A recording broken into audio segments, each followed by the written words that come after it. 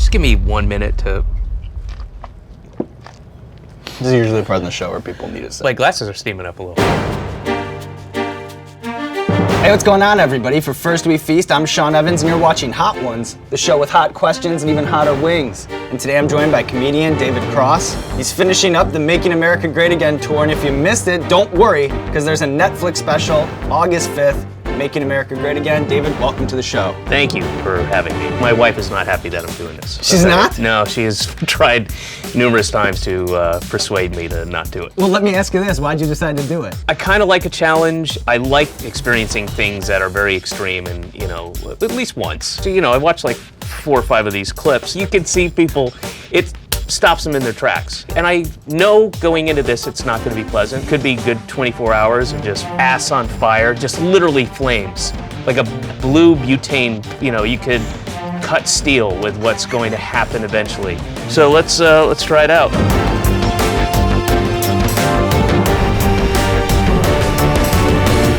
I gotta compliment you first of all on your production value. It's fantastic. Do you mean it? No. I mean, these wings look like the kind of wings you get at Madison Square Garden in the early 70s. Yeah, just behind the curtains on what a great experience it is to be on our show. The Making America Great tour, your first time on the road in what, 6 years? Yeah, it was a little under 6, but rounded up to 6. What did you miss most about being on the road? What did you miss least? The thing I missed most was getting to do sets where you go to people. Bob Odenkirk and I would do these little mini tours, and then they would always be just like East Coast cities, West Coast cities. And you really feel kind of guilty. People are like, we drove 7 hours, because this is the closest you're coming. And it really is nice to be able to go to people. The thing that I missed that I missed the least about it is, and it happened a couple times, where you get depressed and you kind of spiral into this little depression where it's usually in the middle of the tour, you're on your 12th show in a row, and you really, truly don't know what town you're in, what time zone you're in, and there's nothing to do. That can get really oppressive, jerking off, watching 24-hour news, whatever. Not in that order. Not simultaneously? Oh yeah, no. Definitely? Yeah. But not exactly in that order. Do y'all have toothpicks by any chance?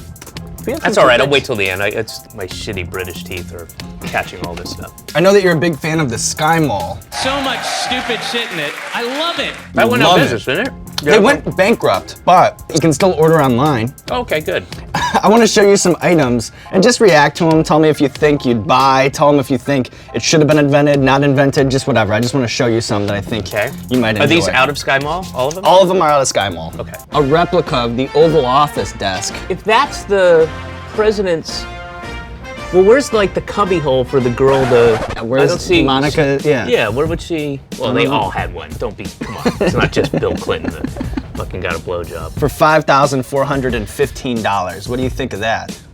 Money well spent, for sure. Especially if you're doing kind of a Mission Impossible thing where you've kidnapped somebody and they come to and you're trying to convince them they're in a room like this, and trying to convince them that you're the president and that they've been asleep for 16 years and probably cheap for that kind of thing. Outside of that use, then no. They have a bunch of these. That's racist. I don't know what you're showing me, but that's fucking racist. The giant male silverback gorilla statue, with $4,707. A bunch of white 8 feet cheerleaders? tall. No, it is you. weird that they frame it this way. And after Harambe, come on, man. Have a heart, SkyMall. Jesus. When you're thumbing through, do you ever see those? Because sometimes they'll have like an elephant that weighs 800 pounds and is like 15 feet tall that you're just supposed to put in your yard, I guess. Yeah. Well, I love, my favorite is the creepy zombie thing that like the graves, like, who, what? They have like Sasquatch looking behind a tree and stuff. It's a heated hoodie with a power bank on sale for $144. That's one way to do it,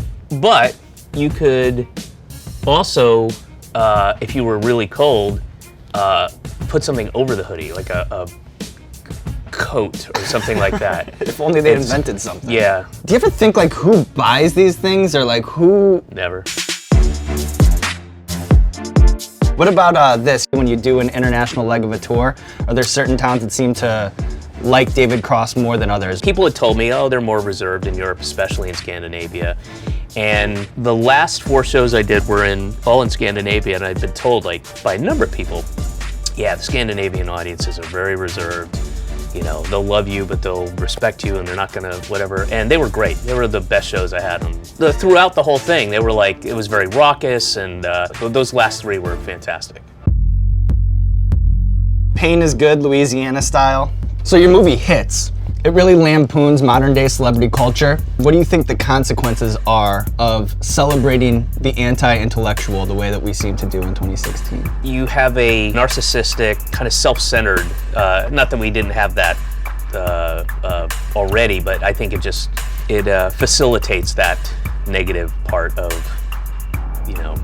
society. At the risk of sounding like a grandpa, I feel like there really is that kind of like, put your fucking phones down and you're looking at some beautiful pictures of nature or, this thing, and you're in it. Just put it down and observe, and that's kind of depressing when you see a lot of that. Oh, sure. Mm-hmm. Really? Mm-hmm. How do you make a hot sauce? Glad you asked. Oh, it's good. Right? Yeah. It's almost got like a tomatoey zing. We wanted it to be kind of hot, so we have it hot, but then we undercut it with like a pineapple citrus blend, so it kind of Trojan it horses in that heat, lights up your mouth, and we got you a bottle so you can take one home. A Heatonist exclusive. They distribute it, and then Homeboy's hot sauce. Oh, and there's your name on there. Right on my name. Got it. I like this a lot. As far as my question, Mr. Show is considered by many to be, one of the best sketch comedy shows that's ever been made.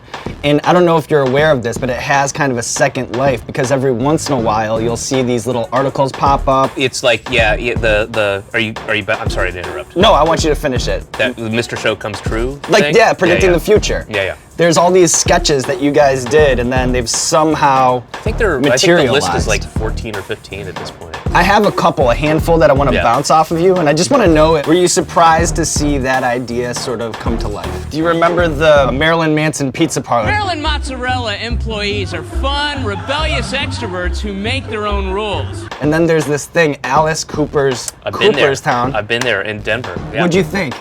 The women have to kind of wear a cross between like sexy referee or umpire outfits, but with like Alice Cooper eyeliner. It's really weird. It's a very specific fetish. How surprised on a scale from 1 to 10? 4.68. 4.68. Good. Baby massages. Remember you had the crazy devil? Yes, I have.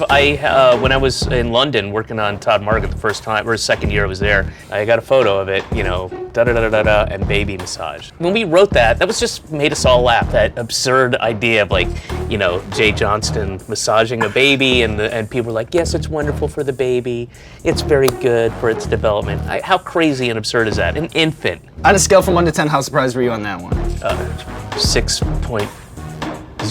Okay.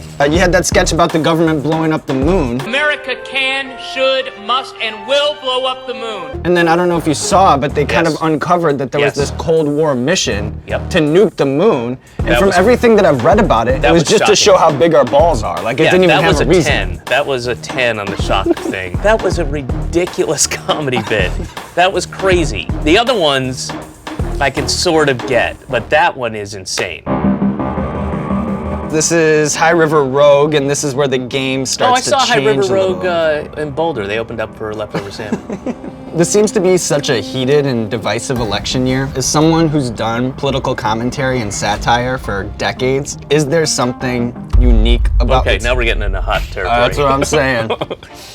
Okay. How does making people laugh in this election year compare to making people laugh in other election years? When I started the tour, it was in late January, and Trump was still a punchline, like, this will never happen, right? By that point, there were still, I think, a good 7 or 8 people left, maybe 9. And then he became the candidate. And that all happened in the course of the American part of the tour. And this tour had more people that were less familiar with my stand-up work than the last couple of tours. And so I had a lot of walkouts on this tour. Some quiet, some very noisy, disruptive, but there were walkouts constantly. This one is pain 100%. To me, it's the worst tasting hot sauce. It's not the hottest hot sauce, but it is just a bad taste. Yeah, it tastes a little burnt. Right? There are several levels of pain. The pain levels are marked with a percentage of, pain you experience. I can't believe that's a selling point. So you play the voice of Zero in Grand Theft Auto San Andreas. Yeah. Nothing is up, Carl, apart from my blood pressure. I know that you're a big fan of Vice City, which is kind of how you were able to work your way into San Andreas. I cornered, his name is Sean, I can't remember his last name. Is it from Rockstar? Yeah. I cornered him drunk at, I think it was at Max Fish one night. I was like, I'm a huge fan, I love it, I'll do anything, I'll work scale, whatever. You know, San Andreas versus Vice City kind of pops up. Which do you prefer and why? Here's why I slightly favor Vice City. I thought the extra acting, the things that people said and the voices were better in Vice City. I love the, hey, it's Mr. V. That guy fucking killed me all the time. Every time he come out of the mansion, hey, it's Mr. V. You know, your mission is a pretty worst. tough mission. I stopped. Can I you could do not it? listen. Nope. I stopped. I tried to cheat. I could not listen to myself. It was so annoying. So annoying. Don't let him get away! Punish him for his war crime! I can't even, I haven't heard it in years, but So you were haunted by your own voice? I hated it. And I couldn't fucking do it. The RC car thing, or the plane. It's impossible. It's ridiculous. And it's the most annoying voice you could ever imagine accompanying that. Smells like victory. The bomb beyond insanity. Is there such a thing? What is beyond insanity? Let's find out. So this one That kind doesn't of, taste good either. none of them are good from here on out. I saw you post a pic from what, the Grit in Athens, Georgia? Would you get the Golden Bowl? Yeah. I don't like that one. Jesus. I may need a do-rag too. It's like a leaky tap. Head sweat going? Yeah. Ugh, that's awful. Beyond insanity, dude. I don't even know what that is. It's inconceivable. Can't conceive of it. What's beyond insanity? I don't know, man. You tell me, motherfucker. How would you describe beyond insanity? I'd describe it as hot habanero peppers blended with smoky chipotle peppers, natural pepper extract, tomato sauce, and lab tested at 135,600 Scoville units. Product of Kansas. Well, those two things don't really go together. How about with all the juice you have, can you ever cut that line at Franklin's Barbecue in Austin? Nobody can ever cut that line. President Obama, I think, is the only one who's ever done it. I never came in and cut in, but when the very first time I went to Franklin's, which is astoundingly great, absolutely perfect, somebody said, oh, David Cross here, he wants to come down, and they have a table in the back. If you go kind of behind Franklin's, there's like a little picnic table. I never literally cut in line, but we went to the back table and they said, it was fantastic. They don't do that for everybody. No, it was very nice. It was my wife and I and some friends and I think some folks from Austin. I mean, exemplary. It was the best of the best. Hold them together. Yep. This is Mad Dog 357. It used to be our hottest sauce. Now it's our second hottest sauce. Oh, great. All right.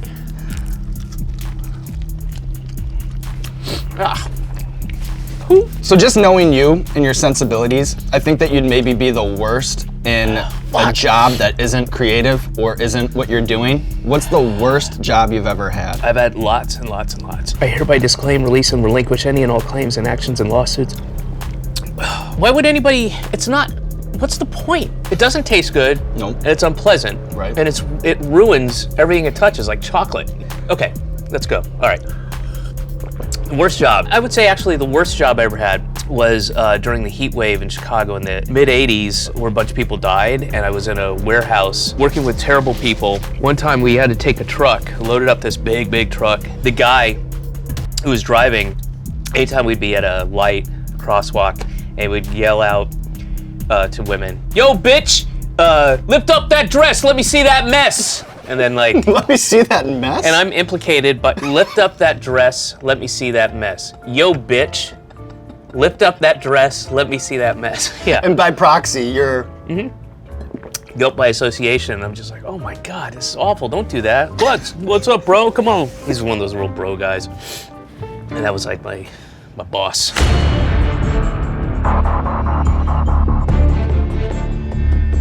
How do you do it, man? How do you do this? How often do you tape these things? Weekly. So now that I've done so many, Yeah. I feel like I'm probably desensitized from just lighting my mouth on fire once a week. And then the other part of it is I feel like a sense of responsibility, not only for the audience, but for you. You're a busy and talented dude. I don't want to let you down either. You know what I mean? I don't want to let you down. I don't want to let the people down. There's just a lot of pressure. And when you have that kind of pressure, you can do amazing things. I'm doing better than I expected. Certainly stomach-wise, but lips really Catching it in the face. So this is Mega Death Sauce with Liquid Rage. Before you take the bite, you don't have to if you don't want to, but I like to dab the last wing for the people out there. Here, I'll let you do mine. I get nervous doing other people's because I'm like, Oh, I'm not the first person to ask that? Carly Aquilino had me do hers too, not David Cross. I'm just having you do it because I imagine you're gonna do it less than I would do it. Boom. That already looks scary. All right. Okay, so now before I ask this question, let me just break it down. So, of course, you played the great Tobias Funke. But this thing is so hot, it cracked the lid on this thing. Jesus. Or maybe I'm just so strong that the torque on my screw in. I think it's the former. Oh, okay. You played the great Tobias Funke, and Arrested Development fans are kind of like Star Wars fans and are kind of like Game of Thrones fans, where some of that fan base kind of knows more about the show. Oh, for sure. Than the people who made it and the people who are in it. What I want to do is we take a bite of this wing and I want to hit you with some Arrested Development fan trivia. Okay. And see if you can answer it with your face on fire, okay? Okay. I feel like you're 2 out of 3 on this. Okay. That's what I'm going to say before, okay? Uh-huh. All right. Cheers, David. All right. Got to the end. The worst. The series of self-help videos that George Sr. stars in and produces from prison.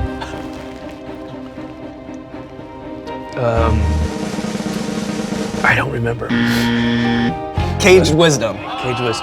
Caged Wisdom. All right, ready? This is, can you get 2 out of 3 here?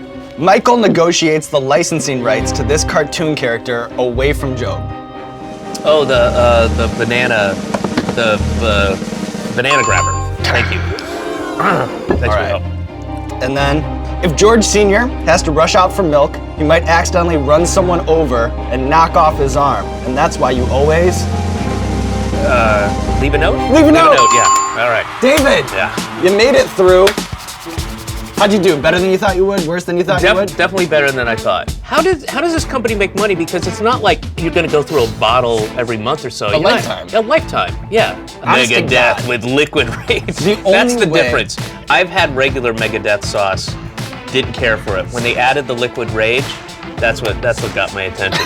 That's what made you a customer. Yeah. All right, David, you made it through. The floor is yours. Let the people know what you got going on in your life. Starting on the 5th of August, you can check out my comedy special. Yeah, taped it in April in Austin, Texas. It's called Making America Great Again. And hopefully there'll be an audio release at some point when I can figure that part out. Thanks for coming through, David. Yeah, man.